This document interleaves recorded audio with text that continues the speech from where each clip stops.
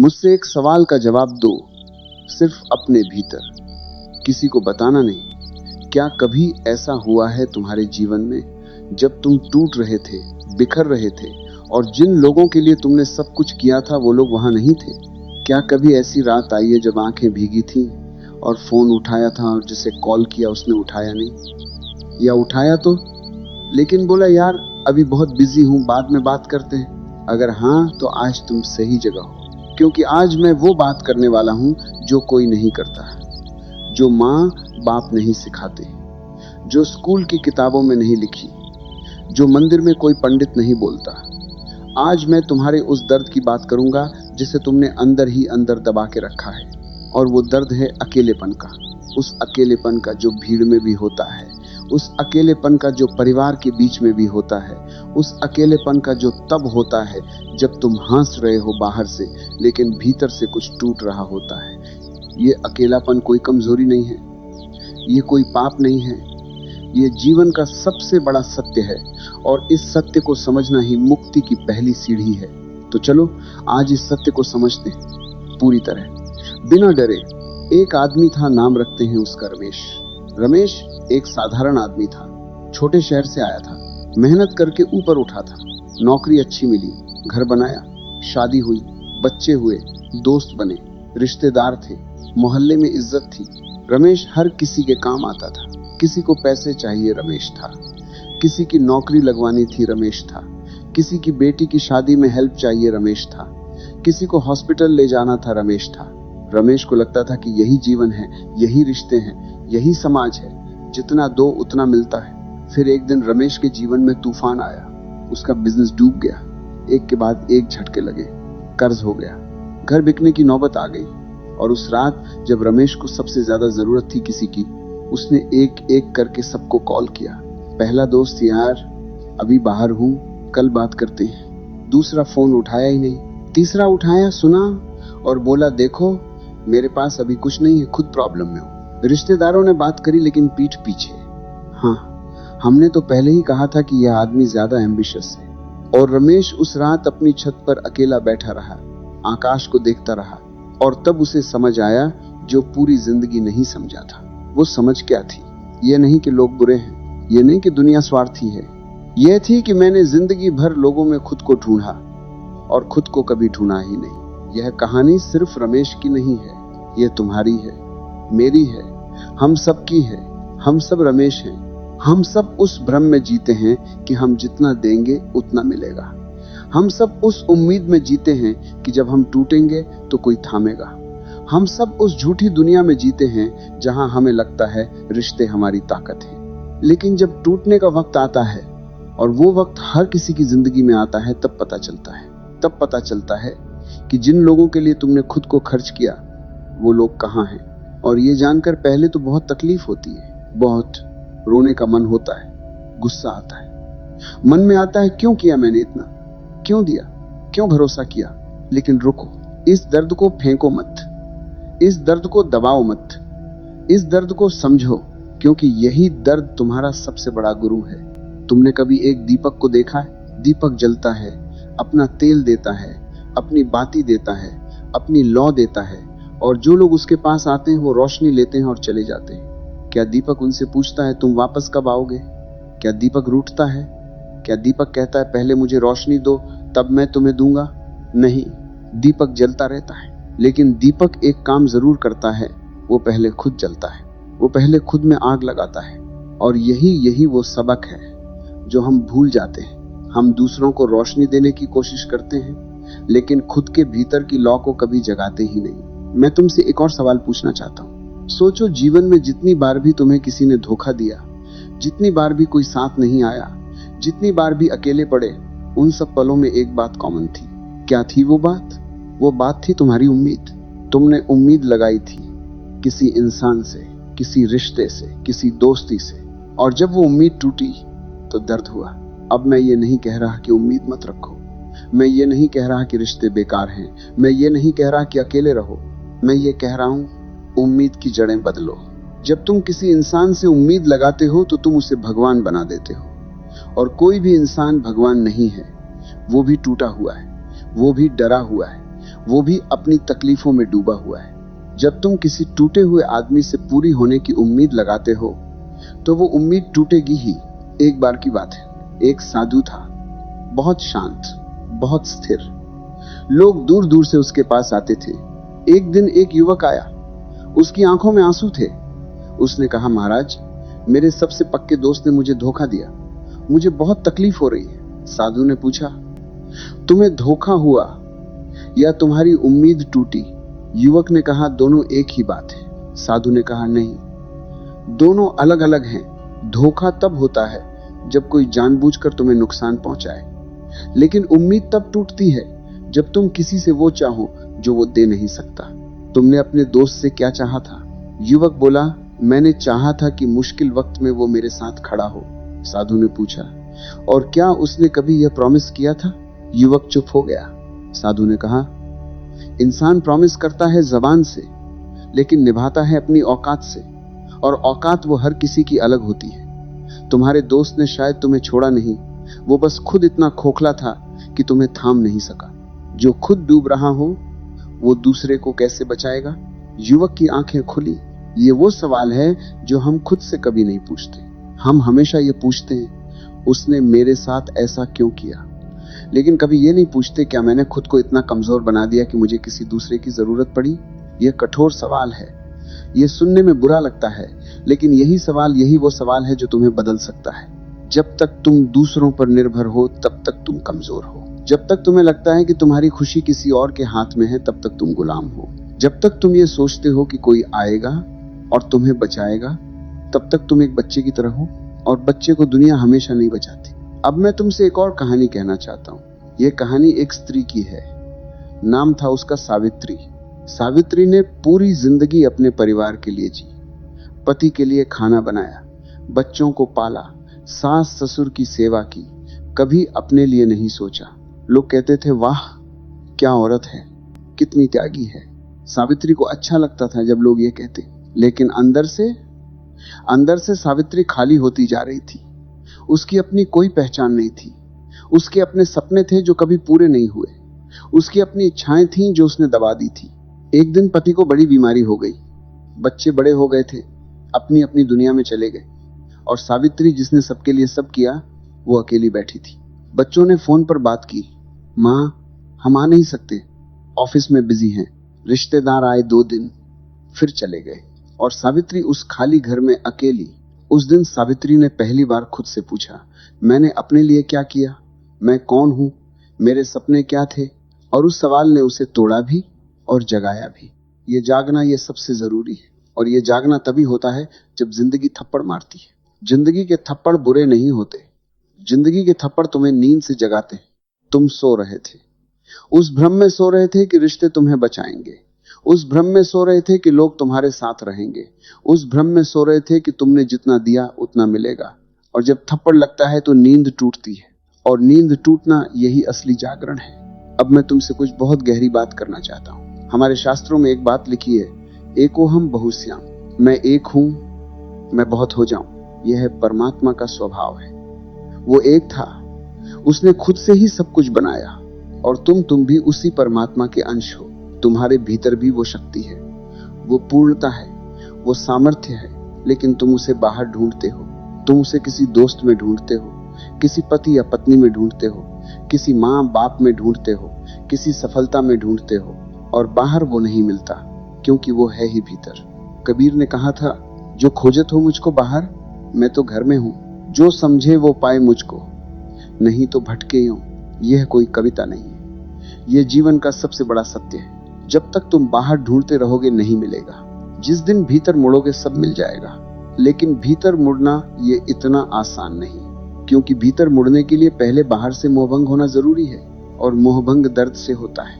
इसीलिए जब कोई साथ नहीं देता वो पल बहुत जरूरी है। इसीलिए जब अकेलापन घेरता है वो पल बहुत जरूरी है। इसीलिए जब रात को रोते हो अकेले वो पल बहुत जरूरी है, क्योंकि उन्हीं पलों में जीवन तुम्हें भीतर की तरफ धकेलता है।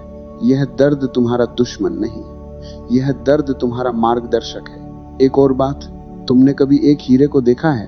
हीरा जब जमीन के भीतर होता है तो काला कच्चा पत्थर होता है, कोई नहीं पहचानता उसे। फिर वो निकाला जाता है, घिसा जाता है, तराशा जाता है, आग में डाला जाता है और तब वो हीरा बनता है जो चमकता है, जिसकी कीमत होती है। तुम्हारा दर्द वो घिसाई है, वो तराश है, वो आग है, और इस आग से निकलोगे तो हीरा बनोगे, लेकिन आग से डरकर भागोगे तो कच्चे पत्थर ही रहोगे। अब एक और कहानी। यह कहानी रामायण से है। जब भगवान राम को वनवास हुआ तो क्या हुआ? उनके साथ कौन गया?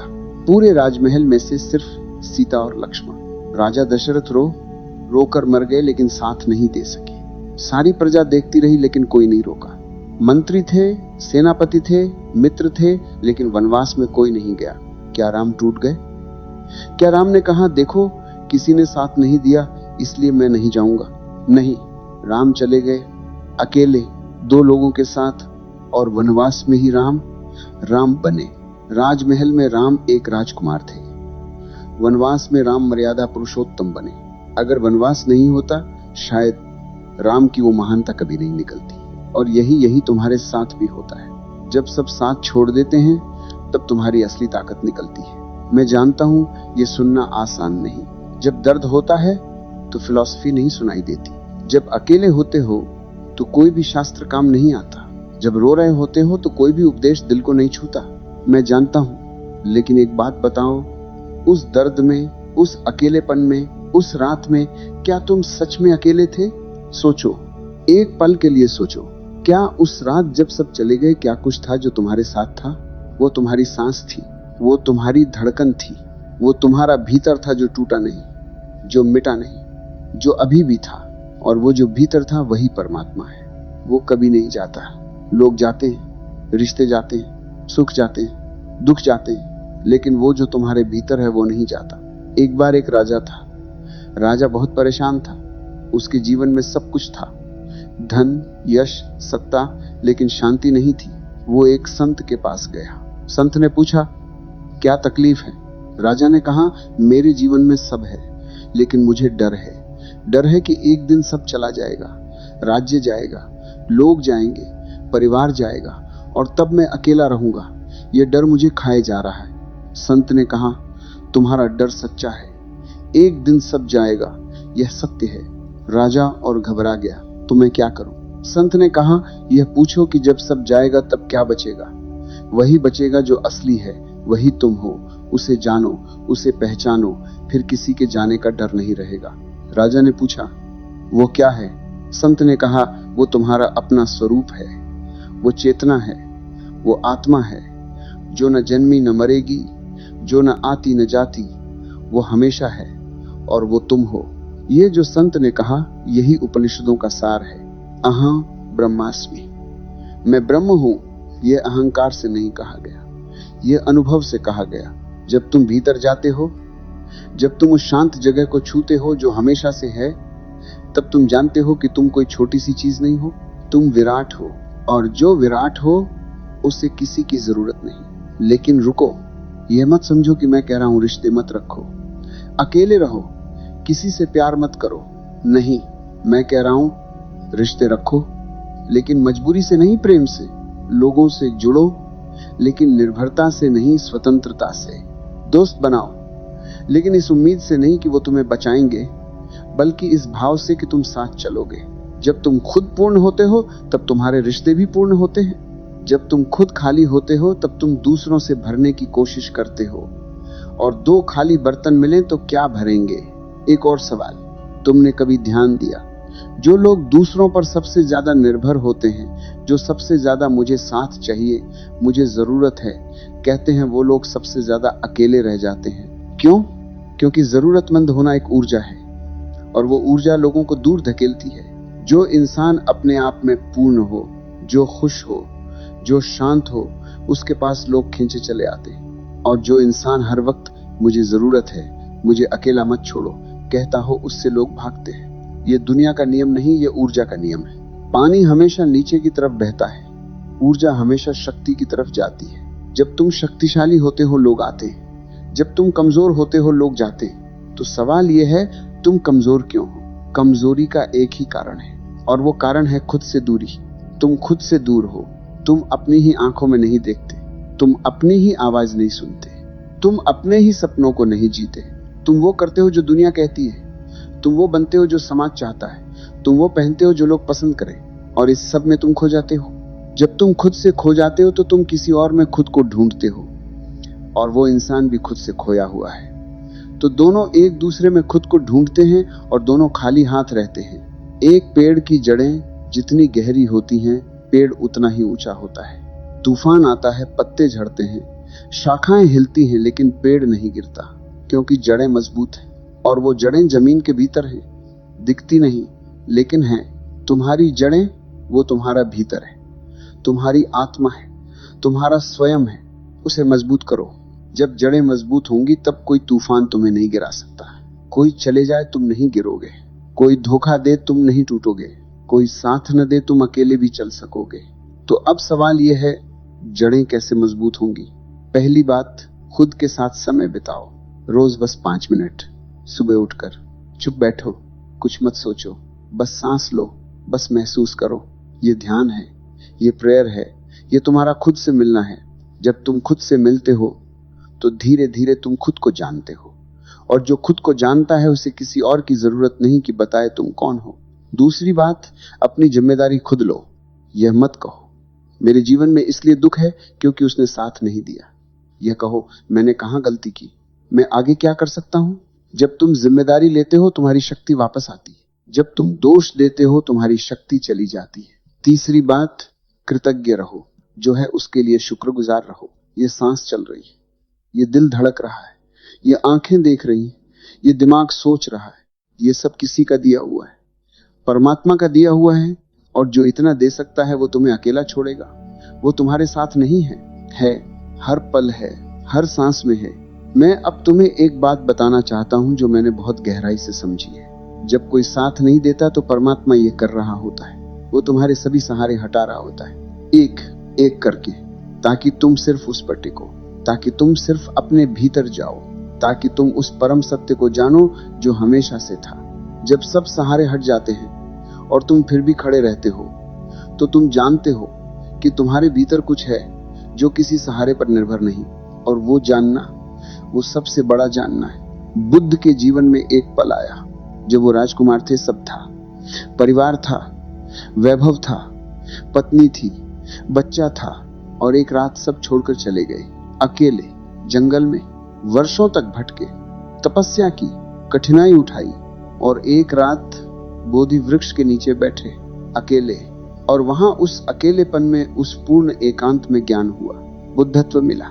परिवार के साथ नहीं मिला, दोस्तों के साथ नहीं मिला, भीड़ में नहीं मिला, अकेले में मिला। क्योंकि ज्ञान हमेशा अकेले में आता है, शांति हमेशा अकेले में मिलती है, परमात्मा हमेशा अकेले में मिलता है। अब मैं तुम्हारे उस दर्द की बात करता हूं जो तुमने अभी तक किसी को बताया नहीं। वो दर्द जब तुमने किसी के लिए सब कुछ किया और उसने पलट कर नहीं देखा। वो दर्द जब तुमने रात को जगकर किसी की मदद की और जब तुम्हारी बारी आई वो सो गया। वो दर्द जब तुमने अपनी जरूरतें दबाकर किसी की जरूरतें पूरी की और उसने थैंक यू भी नहीं कहा। वो दर्द जब तुम बीमार थे और किसी ने पूछा भी नहीं। वो दर्द जब तुमने सोचा था यह रिश्ता हमेशा रहेगा और वो रिश्ता एक झटके में टूट गया। मैं जानता हूं वो दर्द, और मैं तुमसे कह रहा हूं वो दर्द झूठ नहीं था, वो दर्द असली था। लेकिन उस दर्द का मतलब यह नहीं कि दुनिया बुरी है। उस दर्द का मतलब यह है तुमने अपना सब कुछ गलत जगह लगाया। तुमने अपनी शक्ति जो असीम थी उसे बाहर खर्च किया। अब वक्त है उसे भीतर लाने का। माँ सरस्वती की एक कथा है। एक बार एक विद्यार्थी बहुत परेशान था। वो रो रहा था माँ सरस्वती के सामने। बोला, माँ मैं पढ़ता हूँ, मेहनत करता हूँ, लेकिन कुछ याद नहीं होता। मेरे दोस्त बिना मेहनत के टॉप करते हैं, मुझे कोई नहीं समझता। मेरे माँ बाप भी नहीं, मैं अकेला हूँ। माँ सरस्वती ने कहा, तुमने जो पानी पिया सुबह उसे किसी ने पिया तुम्हारी जगह। तुमने जो सांस ली किसी ने ली तुम्हारी जगह।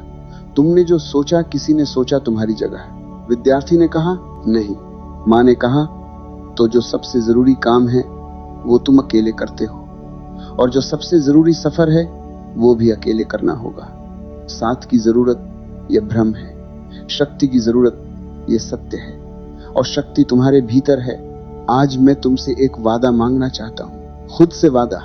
यह वादा नहीं कि मैं किसी से मदद नहीं मांगूंगा, यह वादा नहीं कि मैं अकेला रहूंगा, यह वादा है मैं अपने आप को पहले रखूंगा। यह वादा है मैं खुद की जिम्मेदारी लूंगा। यह वादा है मैं दूसरों की राय पर नहीं, अपने भीतर की आवाज पर चलूंगा। यह वादा है मैं अपने दर्द को सम्मान दूंगा, लेकिन उसमें डूबूंगा नहीं। यह वादा है जब कोई साथ नहीं देगा तो मैं खुद अपना साथी बनूंगा। एक आखिरी कहानी। एक कमजोर पौधा था, छोटा सा, नाजुक सा। उसे एक बड़े पेड़ के सहारे लगाया गया। वो पेड़ उसे संभालता था, उसकी छाया में वो बड़ा हुआ। एक दिन वो बड़ा पेड़ गिर गया, तूफान में। पौधा डर गया, उसे लगा अब मैं कैसे जीऊंगा, मेरा सहारा गया। लेकिन अब जो हुआ वो अद्भुत था। अब जब पेड़ नहीं था, सूरज की रोशनी सीधे पौधे पर पड़ने लगी, बारिश सीधे उस पर पड़ने लगी, हवा सीधे उसे छूने लगी, और वो पौधा जो छाया में दुबला था वो तेजी से बढ़ा। एक दिन वो खुद एक बड़ा पेड़ बन गया और उसके नीचे दूसरे छोटे पौधे पनपने लगे। तुम भी वो पौधे हो, जिन सहारों को तुम खो रहे हो वो परमात्मा हटा रहा है, ताकि तुम पर सूरज की रोशनी सीधी पड़े, ताकि तुम बड़े हो सको, ताकि तुम वो पेड़ बनो जिसके नीचे दूसरे लोग आए। और अब सबसे आखिरी बात, जो बात मैं सबसे अंत में कहना चाहता हूं, अकेलापन कोई श्राप नहीं है। अकेलापन एक शिक्षक है। जो इस शिक्षक से डरा वो जिंदगी भर भागता रहा, भीड़ में छुपता रहा और अंत में भी अकेला मरा। जो इस शिक्षक के पास बैठा, जिसने इस अकेलेपन को गले लगाया, उसने वो पाया जो किसी भीड़ में नहीं मिलता। शांति, खुद की पहचान, परमात्मा से मिलन। और जब ये मिल जाता है तो कोई चला जाए, कोई साथ न दे, कोई धोखा दे, तुम अडिग रहते हो। तुम्हारी मुस्कान नहीं जाती, तुम्हारी शांति नहीं जाती, क्योंकि तुम्हारे भीतर वो है जो कभी नहीं जाता। तो आज इस पल एक काम करो, बस एक, अपनी आंखें बंद करो, एक गहरी सांस लो और अपने भीतर से पूछो, मैं कौन हूं? मेरे बिना, मेरे नाम के बिना, मेरे रिश्तों के बिना, मेरी नौकरी के बिना मैं क्या हूं? और उस प्रश्न के साथ बैठो। जवाब मत ढूंढो, बस उस प्रश्न के साथ बैठो और देखो धीरे धीरे एक शांति आती है, एक गहरी, अटूट, अनंत शांति। वो शांति तुम हो, वो शांति परमात्मा है। वो शांति कभी नहीं जाती। और जब तुम उस शांति को जान लोगे, तब कोई तुम्हें अकेला नहीं कर सकता, क्योंकि तुम अकेले हो ही नहीं। तुम पूर्ण हो, तुम सदा से पूर्ण थे और सदा पूर्ण रहोगे।